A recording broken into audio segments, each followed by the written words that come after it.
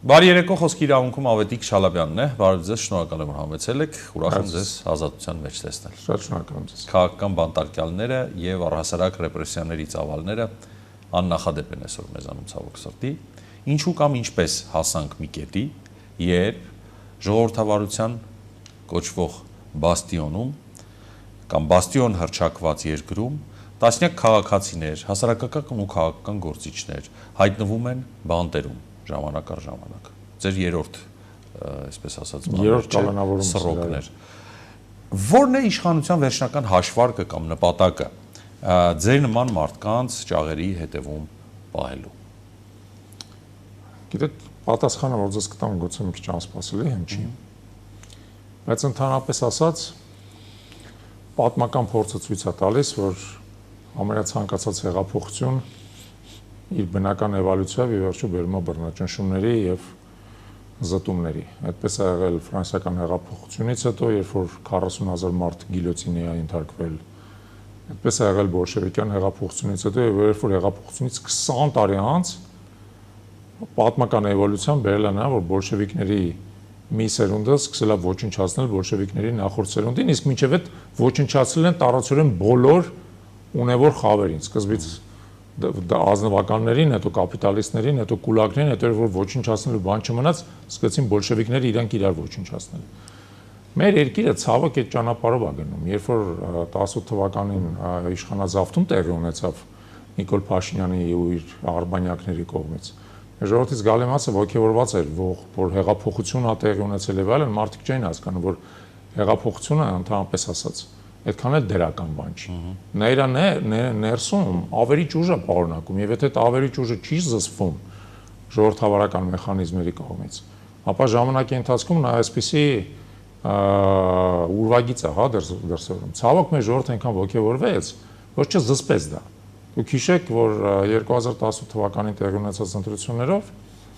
քաղաքացիական պայմանագիրը կամ Իմ քայլը այն ժամանակ 70%-ից ավել ձայն հավաքեց, 70.5։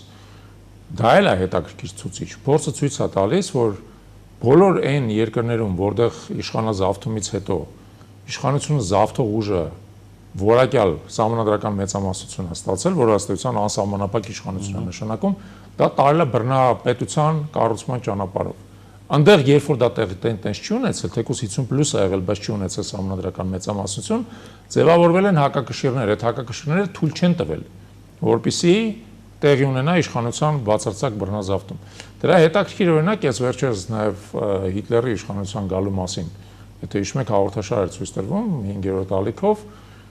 Հիտլերը իրականում իշխանության եկել ընդամենը 40% ձայներով, բայց այդքան ընտրություններով ձայն է հավաքել։ Բայց նա ինչ է իրականացրել։ Նա օգտվել է հանրային տրամադրություններից, արգելել է կոմունիստական կուսակցությունը սկզբից, հետո սոցիալ-դեմոկրատական կուսակցությունը, հետո մնացած կուսակցությունները իրանց Բունդեստագում մնացած, նո Ռայխստագում ներողություն, ասում եմ, հիմա Բունդեստագ կոչվում, Ռայխստագում մնացած կուսակցությունները իր ձեռքում բռնապետական բան են տվել, լիազորություններ են տվել։ 2/3-ը քվեարկել է իր, այսպես ասած, կամքով, չի կարելի ասել ազատ, բայց իր կամքով քվեարկել է նրա օգտին, որ Հիտլերը ունենա բռնապետական իշխանություն։ Թե ինչով վերջացավ այդ բռնապետական իշխանությունը, մենք հիշում ենք։ Միլիոնավոր, իրական 10 միլիոնավոր, երկրորդ համաշխարհային պատերազմի արդյունքում 50 միլիոնից ավել կորուստներ են եղել աշխարհում։ Դրանով է վերջացել։ Մեր այս ամբողջ ճանապարհը քայլ առ քայլ տանում է դրան, եթե դու չկարողանաս կասեցնես, եթե չկարողանաս զրկես այս բռնապետական իշխանությունը իր սահմանադրական մեծամասնությունից, նա քայլ առ քայլ փորձելու է հասարակության ներսում դիմադրության բոլոր օջախները վերացնի, բոլոր հնարավոր եւ բոլորին սարքի իր կամակատարը, հլու հնազանդ կամակատարը, եւ դա այնա ինչ որ տեղի է ունենում, եւ նա անընդհատ փորձում է դա իրականացնել։ Իմ օրինակը ընդամենը այդ երկար շարքում օրինակներից մեկն է։ Դու դա պետք է դիտարկել ընդհանուր պատմական համատեքստում։ Ես երբ որ հերթական անգամ հայտնվեցի բանտում, ես չէի մտածում, ասենք, իմ անձնական ազատության կամ նույնիսկ այն քրեական գործի մասին։ Այդ քրեական գործը անլուրջ քրեական գործ է, բացարձակ անլուրջ գործ է։ Խնդիրը ուրիշ է, խնդիրը նա, որ դրա միջոցով այս գործող բռնատիրական վարչակարգը փորձում է բոլոր հնարավոր իրեն սահմանափակող, իր գործունեությանը խոչընդոտող, այսպես ասած, բաները ազդեցության կենտրոնները վերացնել։ Լավ։ Միջազգային լռությունը եւ հանրային քայլերը։ Ինձ ամենից շատ անհանգստացնում է ոչ թե միջազգային իրավապաշտպան կառույցների, արևմտյան երկրների կամ կազմակերպությունների կողմից այս իրողության անտեսումը, այլ հանրային պասիվությունը, անտարբերությունը, համակերպվելու այդ իրավիճակը կամ քայլերի բացակայությունը ինչ որ պայքար մղելու կամ լինելու դեպքում էլ դրանց անարդյունավետությունը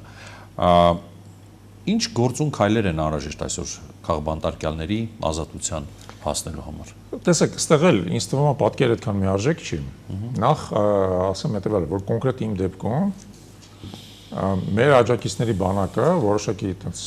սկզբում երկում տանկից է վարումից հետո շատ արագ մոբիլիզացվեց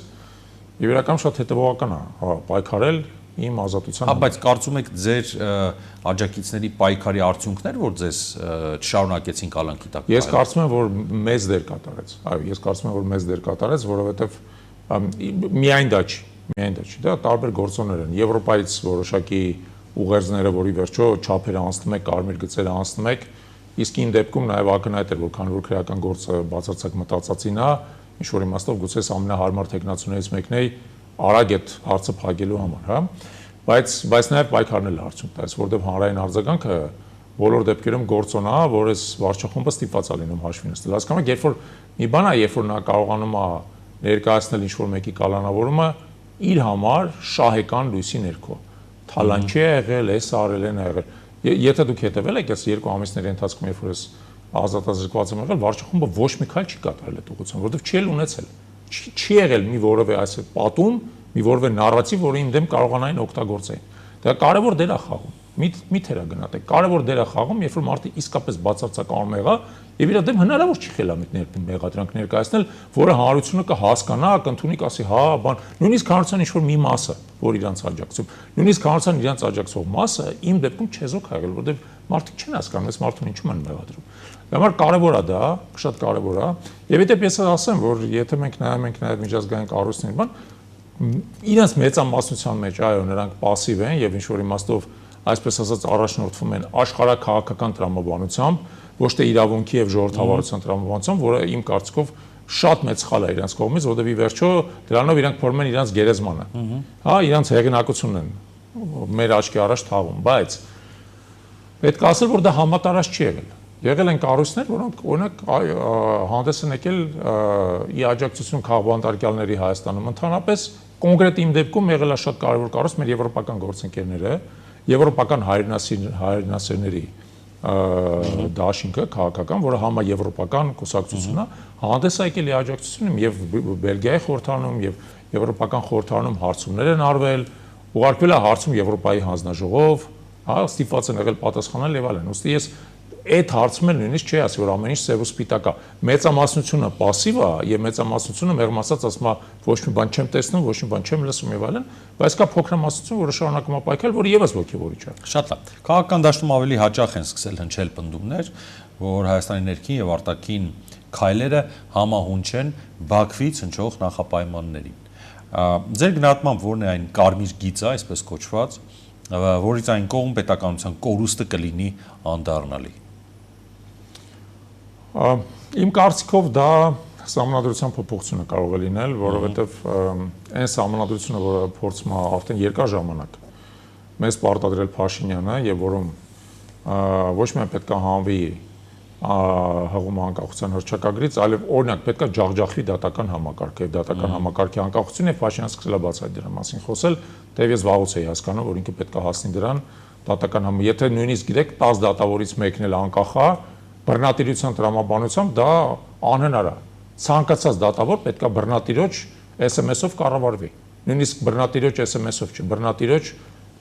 երրորդ մակարդակի ինչ-որ մի հատ կամակատար իրան պետք է SMS ուղարկի դատավորը հլու հնազանդ բան անի, դա կատարի։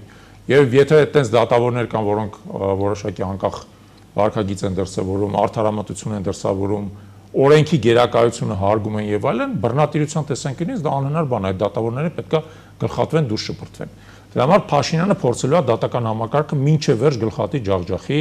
այն ինչ որ չի կարողացել անել այս 8 տարիների ընթացքում։ Նա պետք է սեփականության իրավունքը 0-ին հավասարացնի։ Տեսեք, դա էլ հեղափոխության իդեպ այսպես կոչված ճակերտներով հեղափոխության բնականon զարգացման բաներից մեկն է։ Փաշինյանը սկզբում այդպես բաներ չէր անում։ 2026 թիվը առաջի տարին է, այսպես ասած հեղափոխության պատմության մեջ, ճակերտներով հեղափոխության, երբ որ մարդկանցից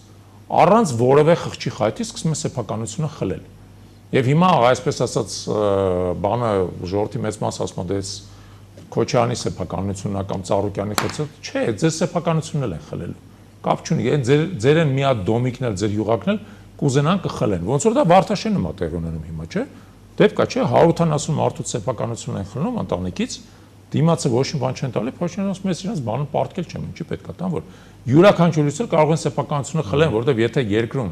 չկա իրավունքի գերակայություն, եթե երկրում չկան դատարաններ աշխատող, եթե երկրում չկան այստեղ, որտեղ դու կարող ես գնալ քո իրավունքը պաշտպանես, քո սեփականությունը կարող են խլեն, քո մեքենան էլ կարող են խլել,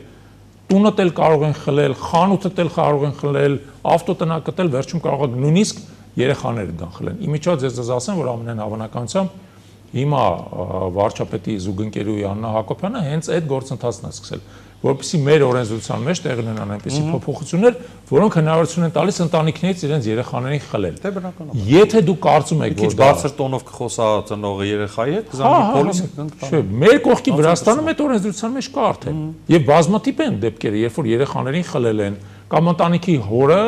ենթադրենք դատապարտել է նրա համար, որ ենթադրենք կնոջ կամ երեխաների հետ բարձր տոնով է խոսացել։ Մեր մոտ էլ տենց կլինի, եւ այս այսպես կոչված հեղափոխություն կոչեցելը հասնելու է դրան, որ ցանկացած մարդ դառնա բռնատիրական վարչակարգի ստրուկը։ Ոնց որ եղել է սովետական միությունում, չէ՞, ապրել սովետական միությունում, տենց չէր, ցանկացած մարդ կոմունիստական վարչակարգի ստրուկն էր։ Ոչ մի մարդ անկախ մտքի իրավունք չուներ։ Եթե դու ունեիր անկախ միտք, ոնց որ Պարուս Սևյակը կամ Մինաս Ավետիսյանը մի հատ բեռնատար քո վրայով անցնում էր։ Այո, մի հատ բեռնատար քո վրայով անցնում էր ու դու վերջանում էիր։ Կապ չունի դու հանճար էիր, դու ֆենոմենալ նկարիչ էիր կամ ֆենոմենալ պոլիտ։ Մի հատ բեռնատար որովհետեւ անցնում էր, դու վերջանում էիր դրանով։ Այս ամեն ինչը գնում է այդ ճանապարհով եւ ինքը ուրիշ ճանապարհ չունի։ Եթե դու իր դեմ չդնես պատնեշ, ինքը իր տրամաբանությամբ զարգանալով հասնելու է նրան, ինչ որ մենք ունեցել ենք Ստալինի օրոք եւ իմիջիայլ շատ հեռու չի, շատ հեռու չի։ Իմ բաներից մեկ ընկերներից մեկ ասում է դե լավ ինչի՞ ես բողոքում 37 թվին մարդկանց գնդակահարում են քեզ ընդամենը 2 ամսով կալանավորել։ Ես ասում եմ եթե այստեղ չկանգնենք կգնդակահարեն էլ դրան էլ կհասնեն։ Մի մտածեք դրան է հասնելու։ Իհարկե։ Դուք խոսեցիք սահմանադրության փոփոխությունից, ակտիվորեն առաջ է մղվում այդ թեզը, որտեղից ըստ էության դուրս է մղվում 1990 թվականի անկախության հռչակագիրը։ Հիմա պարզ միջին կրթական ցենզ ունեցող հեռուստադիտողը կասի լավ իսկ ինչ խնդիր եթե Փաշինյանի ուզածով է լինում, այսինքն պաշտոնական հրաժարում է տեղի ունենում Հայաստանի Հանրապետության հիմնադիր արժեքներից եւ պատմական հիշողությունից։ Այս ձևակերպումը ես իմ կողմից եմ տալիս, բայց մարդիկ բնականաբար sense չեն կարծում։ Եկեք ձեզ մի հատ պարզ օրինակ ասեմ, հետո փորձենք այդ օրինակը քաղաքականացնել, հա։ Պատկերացրեք ծառ ունեք։ Մեծ սաղարթով հաստաբուն ծառա։ Հիմա եթե մենք այդ ծառը արմատախիլ անենք, գցենք մեջքի վրա, տարբերություն չկա, կա չորանա այդ ծառը։ Մեր պատմությունը, մեր ինքնությունը, մեր արժեհամակարգը, մեր կրոնը, հավատը եւ անկախության հռչակագիրը, այդ մեր արմատներն են։ Եթե դու կտրես պետությունը իր արմատներից, դա չորանալու է այդ ծառի պես։ Ինչպես է չորանալու։ Շատ բարձ, որովհետեւ կողքիդ պետությունները սկսելու են հարցականի տակ դնել ընդհանրապես քո գոյությունը։ Ընդհանրապես քո գոյությունը հարցականի տակ են դնում։ Եկեք ամենապարզ օրինակը ձեզ ասեմ, 1918 թվականին, երբ որ միաժամանակ Վրաստանը, Ադրբեջանը եւ Հայաստանը անկախացան ռուսական կայսրությունից եւ հայտարարեցին, որ իրանք անկախ պետություններ են։ Դրանցից յուրաքանչյուր ազգերի լիգա ներկայացրեց իր պատկերացած քարտեզը նոր պետության։ Դուք գիտեք, որ Հայաստանի այսօրվա տարածքի մեծ մասը Ադրբեջանի ներկայացրած քարտեզի մեջ էր։ Այսօրվա Հայաստանից, որը 29800 քառակուսի կիլոմետր է, հա, մնացել ընդամենը։ Այդ ժամանակվա Ադրբեջանի ներկայացված քարտեզում ընդամենը 10000 քառակուսի կիլոմետր էր Հայաստանը։ Սյունիքը, Վայոց ձորը, Գեղարքունիքը, Տավուշը, Արարատի մարզի մի մասը, Շիրակի մարզի մի մասը, դրանք Ադրբեջանի տարածքներ էին այդ ներկայացված քարտեզով։ Ադրբեջանը, երբ որ երկրորդ անգամ անկախացավ արդեն սովետական միությունից, ոչ թե ռուսական կայսրությունից, իրավա հաջորդությունը հռչակել իր առաջին հանրապետության հետ։ Հիմա իրանք այն ժամանակ իրանց սահմանադրությամբ, որի նկատմամբ իրանք իմիջոց կապը չեն փոխում,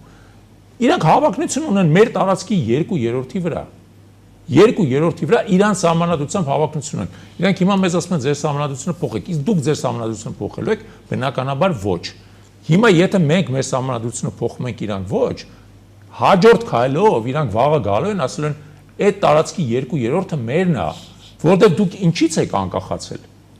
Եթե մենք անկախության հռչակագիր ունենք, ասում ենք մենք այն երկրորդ հանրապետության իրավահաջորդն ենք։ Այն երկրորդ հանրապետությունը 29840 կիլոմետր, մենք գոնե դրա իրավահաջորդն ենք։ Իսկ ցենց իրան գալու են ասեն դուք ով եք, որտեղից եք ծնվել։ Այս մեր պատմական հողերն են։ Այս պատմական հողերի 2/3-ը մերն է, դա հետ տվեք։ Ու Փաշինյանը գալու է ու մեր ժողովրդին համոզելու է այդ ժամանակ, որ պետք է հողերը հետ տալ, որ գոնե Երևանում Հայաստանի Հանրապետություն մնա ինքնիշխան իր պատկերացմամբ։ Այդ վտանգը չհասկանալ, չի կարելի հասկանալ։ Հա, կա պարզ շարքային մարդը կարող է այդ վտանգը չհասկանա, բայց ով որ պատմությունը հասկանում է, քաղաքագիտություն գիտի, նա հասկանում է, որ երբ որ դու քո ծննդյան վկայականից հրաժարվում ես, դու որբ ես դառնում, անտեր ես դառնում, անարմատ ես դառնում, ու ով ուզենա կարա այդ որբի գլխին ինչ ասես սարքի դրա։ Բայց նրանք ասում են մենք 4-րդ հանրապետություն ենք հիմնադրում, արդեն ազդարարել է հիմնադրման մասին, փաստացի ազդարարելով 3-րդ հանրապետության վաղճանը, արդյոք սա պետականության նոր փուլ է, թե գոյություն ունեցող հանրապետության փլուզումն ու կապիտուլյացիոն մոդելի օրինականացումը, այսպես գեղեցիկ փաթեթավորված վիճակում։ Երկրորդը 4-րդ հանրապետությունը դա այլևս հայկական հանրապետություն չի։ Ինքը կարող է կոչվել Հայաստանի Հանրապետություն, բայց ինքը հայկական պետություն չի լինելու։ Ես ձեզ ասացի ինչի, որովհետև Ադրբեջանը գալու է իր հավակնություններն է ներկայացնելու պետության տարածքի նկատմամբ։ Ինքը գալու է ասելու է, իսկ գիտեք 200 տարի առաջ, այստեղ ադրբեջանցիները համարյա հայերի չափ ադրբեջանցիներ ապրում, իրանք պետքա վերադառնան։ Այստեղ պետքա դառնա խառը բնակչություն, այստեղ պետքա վերակառուցվեն այն 200 տարի առաջվա մզկիթները եւ այլն, այդ բոլորը տրամաբանորեն հետևում է։ Հիշեք, որ 4 տարի առաջ, 5 տարի առաջ, 21 թվական, Փաշինյանը ասել է ձեռքս կկտրեմ անկլավները չեմ տա, չէ։ Հիմա եկել է բացատրում է, թե ինչի պետք է տա։ Դուք պետք է հիշեք, ցանկացած բան, որ Փաշինյանը այսօր ասում է, չի լինելու, վաղը լինելու է։ Պետք է ոչ թե լսել Փաշինյանին, որը հաստատված, այսինքն կնիքը վրան խփած սուտասանա։ Պետք է լսել Ալիևին ինչ ասում։ Որտեվ Ալիևը գալիս է իր անոնս անում, ասում է ես հայրից եմ փոկելու, ես հայրից եմ փոկելու, ես հայրից եմ փոկելու։ Ինչի որտեվ ինքը գիտի, որ ինքը ինչ էլ դնի Փաշինյանի առաջ, Փաշինյանը ստիպված ալնելու անել, որտեվ Փաշինյանը իր աշխատակիցն է։ Փաշինյանը դարձել է այս ընթացքում իր կամակատար գործակալ է։ Ուժ չունի իրան դիմադրելու։ Շատ բարձ պատճառով։ Արչևում վեհապարի հերթական դատն է, հայտնի է նաև դատավորի անունով վրա մակագրվել է այս գործը։ Հերթական ինքնաբացարկի ակնկալիքով ենք գնում այդ օրվան եւ դատավորի ֆետիշացմամբ պետք է զբաղվենք էլի թե վերջապես ականատեսը կլինենք դատավճռի կամ դիրքորոշման ուղիղ պարզ եւ շիտակ արտահայտման, որը հայեցի կլինի, քրիստոնեաբար կլինի այդ քայլը եւ ոչ թե խուսափողական։ Ընդհանրապես ասած, որին ստիպված մենք գովաբանենք։ Ընդհանրապես ասած, ես կարծում եմ, որ տեսեք, իրավական տեսանկյունից այդ ամբողջ գործընթացը աբսուրդ է եւ խնդիրը նա աբսուրդ է ոչ թե այն պատճառով, որ վեհապարն է մեղադրել է աթոռին։ Նա աբսուրդ է այն պատճառով, որ պետությունը միջամտում է եկեղեցու գործերին, կա եկեղեցու մասին օրենքի վերջո, հա, կրոնական կազմակերպությունների եկեղեցու մասին օրենք։ Պետությունը այդ միջամտության իրավունք չունի, որովհետև այս ամբողջ խնդիրը առաջացել է եկեղեցու ներքին որոշումներից։ Պետությունը այդ միջամտության իրավունքը չունի։ Գուցե տեսականորեն եկեղեցու նախկին սպասավորը կարող է քաղաքացիական հայց ներկայացնի եկեղեցու դեմ որպես կառույց եւ որպես քաղաքացիական հայց այդ ամեն ինչը քննվի։ Գուցե, բայց դա բնականաբար քրեական հետապնդման առարկա չի կարող դառնալ, դա աբսուրդ է։ Քրեական հետապնդման առարկա չի կարող դառնալ։ Ճիշտ կլինի, որ դատավորը ոչ թե ինքնաբացարկ հայտարարել, հայտարարի, որ ընդհանրացություն չկա այստեղ։ Չի կարող ինքը այդ գործը քննել, ոչ թե որովհետեւ եղել է այս կամ այն, այլ որովհետեւ այս գործը քննման ենթակա չի կարող քրեական գործ հարուցվել։ Նա պետք է դատախազին ասի գործը կարճեք, որովհետեւ այս գործը ընդհանրապես ասած օրինական չի։ Այդ կլիներ ճիշտ ճանապարհը։ Հիմա տեսնենք այդ դատավորը կա։ Գիտեք, այդտեղ էլ է խնդիր։ Մինչև վերջ հասկանալի չի, որն է այն օղակը մեր բանի մեջ, հա, իրավական համակարգում, որ իրավասու է ասել, հարգելին է, sense գործ չի կարող լինել ընդհանրապես։ Այսպիսի գործ ընդհանրապես չի կարող լինել։ Նույնպես եմ կրկնում, ոչ թե որովհետև վեհապարն է մեղադրել է ակտին, դա բարոյական կողմն է, այլ որովհետև իրավականորեն պետությունը եկեղեցու ներքին գործերին չպետք է միջամտի։ Իդեպ ես ձեզ ասեմ, երեկվա եւ դրա նախորդ օրվա Փաշինյանի ամբողջ բարբաջանքը ազգային ժողովում եկեղեցու թեմայով դրա շարունակությունն է, երբ որ ինքը ասում է մենք եկեղեցու բարեփոխումների հայեցակարգ ենք մշակել։ Հարգելիս, քո ինչ գործն է եկեղեցու բարեփոխումը, եկեղեցին պետությունից անկախ կառույց է։ Դու բարեփոխման հայեցակարգ մշակելու իրավասություն չունես։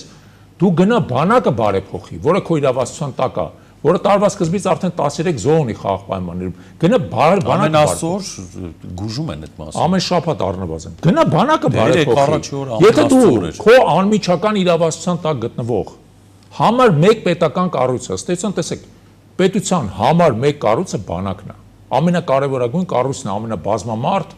իր այսպես ասած հանրային կարևորությամբ ընդգծված, ամենամեծ բյուջեով եւ այլն։ Գնա բանակը բարեփոխի։ Դու դրա ընդունակություն չունես, ուր ես եկեղեցու մեջ քիթդ խոթում։ Դու եկեղեցուց բան ես հասկանում, դու կարաս եկեղեցի բարեփոխես։ Դու կարաս եկեղեցի բարեփոխես, եկել ես եկեղեցու բարեփոխությունից ես խոսում։ Քաղաքական եւ անվտանգային լուրջ ճգնաժամ է ապրում մեր երկիրը, որ այսեն դեպքն ասում են Աստված էլ բեթարից ազատի։ Այս իրավիճակում որն է ձեր եւ ձեր համախոհների առաջարկած հստակ ճանապարհային քարտեզը այս քաղաքական ու անվտանգային ճգնաժամից մեր երկիրը դուրս բերելու համար։ Մեծ հարց եք տալիս, որ ես կարծում եմ առանձին հարցազրույցի առարկա է, ես տամ կարճ պատասխանը, Եկեք հասկանանք, հա ճգնաժամը նախ պայմանավորված է մասամբ արտաքին գործոններով, հա, եւ առաջին հերթին գերտերությունների հակամարտությամբ։ Եվ վերջո շատ աղետների եւ դժբախտությունների, որոնք մենք ականատես ենք եղել վերջի 8 տարիների ընթացքում, դրանք պայմանավորված են եղել գերտերությունների հակամարտությամբ։ Մի կողմից դա Ռուսաստանի Դաշնությունն է, մյուս կողմից Եվրոպական միությունն է, Միացյալ Նահանգներն են, մասամբ Իրանը նաեւ ըստ էության, եւ մենք հայտնվել ենք այդ խաչմերուկի մեջ կամ դառել ենք մարտադաշտեր։ Դրան ավելացել է գործող վարչախումբը, որը իմիջիալուց ծնունդն է այդ հակամարտության։ Մի կողմի, այսպես ասած, դրածոն է եւ օրինակ ի տարբերություն Վրաստանի իշխանությունների, որոնք փորձում են հավասարահեռավորություն պահպանել այդ կենտրոններից եւ առաջնորդվել ազգային շահերով, մենք ունենք վարչախումբ, որը կենտրոններից մեկի կողմն է անցել, բացահայտ, անցել է այդ կենտրոններից մեկի կողմը, այնտեղից գրանտներ է ստանում, այդ կենտրոնը իրան ես ինչ-որ հիբրիդային սպառնալիքներից է պաշտպանում անհասկանալի, ինքը ինչ-որ մի հատ անհասկանալի օրենք է ընդունում, որ ասում անդամակցության գործընթաց ենք սկսում եւ այլն եւ այլն։ Հիմա ամենակարևոր քայլը, որից պետք է սկսել, պետք է հետ կանգնել այդ հակամարտությունն կողմ լինելու տրամաբանությունից։ Մեր աղետները դրանից են եկել։ Մենք Արցախն ենք դրա պատճառով կորցրել, որովհետեւ մենք դարձել ենք հակամարտության, գերտերությունների հակամարտության կողմ։ Դրանից պետք է հետ կանգնել, պետք է դուրս գալ այդ հակամարտությունից։ Պետք է առաջնորդվել ազգային շահերով, եթե մենք օրինակ ԵԱՏՄ մեջ ենք։ Եվ մեր ազգային շահը նա, որ մեր գյուղացին ԵԱՏՄ-ում խաղող վաճառի կամ կոնյակ վաճառվի այդ խաղողից սարքած, կամ ծիրան կամ դեղց, կամ ձուկ, ուրեմն պետք չի ԵԱՏՄ-ի վրա թուր թափարել։ Շատ པարզ բան է, էլի։ Բայց Ռուբինյանն ասում է իրանք են բզբզում, մենք չենք։ Դա կեղծիք է, որովհետև ակնհայտորեն ամեն ինչ սկսվել է նրանից,